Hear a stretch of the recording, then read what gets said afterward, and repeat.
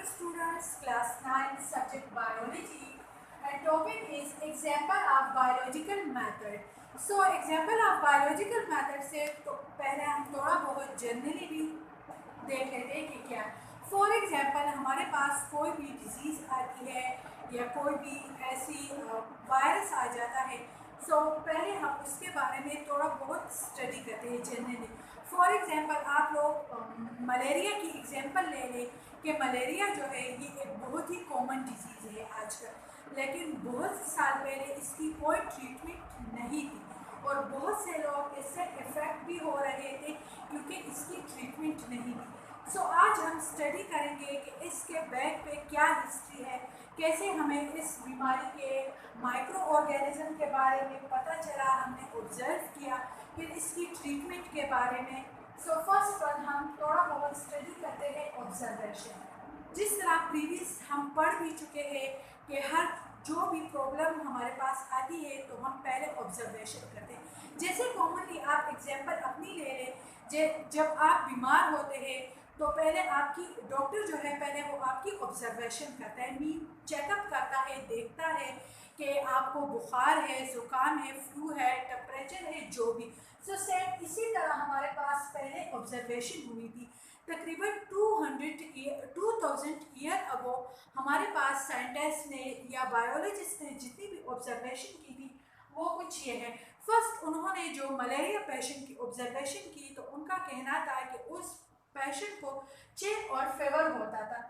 फिर वहाँ के जो लोग थे उनमें कॉमन यही बात वो होती थी कि वो लोग कहते थे कि जो लोग मार्शीज एरिया में रहते हैं, मार्शीज एरिया में दलदली इलाके जहाँ पे पानी ज़्यादा खड़ा होता है, तो उन लोगों में ये डिजीज़ जो है ये बहुत ही कॉमन है। लेकिन बाद में हमारे पास एक दूसरी रीज़न भी आई, जो बाहर आउटसाइडर्स होते थे, मीन वॉलंटियर्स, वो लोग जब आते थे और वो लोग वो पानी यूज़ करते थे तो उन लोगों में मलेरिया जो है वो नहीं होता था। सो हमारे पास ये रीज़न आ गए। फिर टर्म मलेरिया पे आते हैं। मलेरिया का टर्म जो है ये 2 इटालियन वर्ड से डिराइव हुआ है। Mala mean bad and aria mean air. So malaria का मतलब हुआ बैड ईयर। उनका कहना ये था कि जो लोग यहाँ पे रहते हैं या जो पानी है उससे ये बीमारी कास होती है, या एक रीज़न उनके पास ये थी, या दूसरी रीज़न ये थी कि जो मार्शिस एरिया की हवा है, एयर है, उस वजह से मलेरिया कास होती है। तो ये मुख्तलिफ किस्म के ऑब्जर्वेशन थे हमारे पास।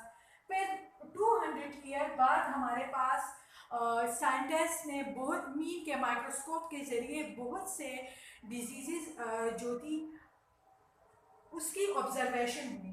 तो साइंटिस्ट ने देखा कि बहुत से पेशेंट जो है उनके ब्लड में या उनकी बॉडी में बैक्टीरिया मौजूद है। फिर 1878 में हमारे पास एक साइंटिस्ट आए, लेब्रॉन।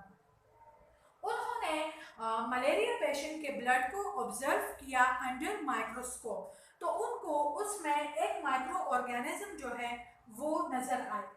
अगेन 5 ईयर लेटर, मी के 5 साल बाद दोबारा उस साइंटिस्ट ने जो है मलेरिया पेशेंट का ब्लड लिया और उसकी ऑब्जर्वेशन की, तो उसमें दोबारा उनको माइक्रो ऑर्गेनिज्म नज़र आया और उस माइक्रो ऑर्गेनिज्म को उन्होंने प्लाज्मोडियम का नाम दिया।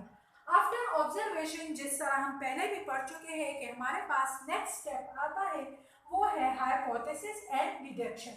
सो हाइपोथेसिस क्या है? जिस तरह प्रीवियसली हम पढ़ चुके हैं कि हमारे पास इन केस आप लोग एग्जांपल ले लें माइक्रो ऑर्गेनिज्म की, कि माइक्रो ऑर्गेनिज्म जो है वो हमारे पास एक लिविंग ऑर्गेनिज्म है कि इन केस अगर माइक्रो ऑर्गेनिज्म के बॉडी में सेल मौजूद है तो सब ऑर्गेनिज्म के बॉडी में सेल मौजूद होंगे।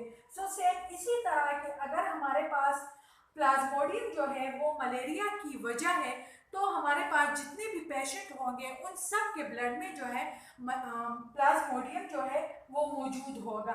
सो हमारे पास हाइपोथेसिस के बाद मी के हाइपोथेसिस को एक्सपेरिमेंटली चेक किया गया और फिर हमारे पास जो डिडक्शन आई तो उस डिडक्शन में ये बताया गया कि हमारे पास अगर प्लाज्मोडियम ही कास है मलेरिया का तो जितने भी मलेरियल पेशेंट हैं उन सब के ब्लड में प्लाज्मोडियम जो है वो मस्ट मौजूद होगा।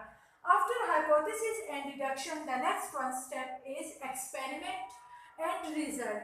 एक्सपेरिमेंट में किया साइंटिस्ट ने क्या कि जितने भी मीन के उस एरिया के जो लोग थे उनमें से जो हेल्दी पर्सन थे 100, उनको लेके उनकी एक अलग ग्रुप बनाए, उनको कंट्रोल ग्रुप का नाम दिया गया। और जो हमारे पास मलेरियल पेशेंट थे तो 100 उन मलेरियल पेशेंट के मलेरियल पेशेंट को मीन के उनकी ब्लड की भी ऑब्जर्वेशन की गई और जो हेल्थी पर्सन थे उनकी ब्लड की भी ऑब्जर्वेशन की गई अंडर माइक्रोस्कोप।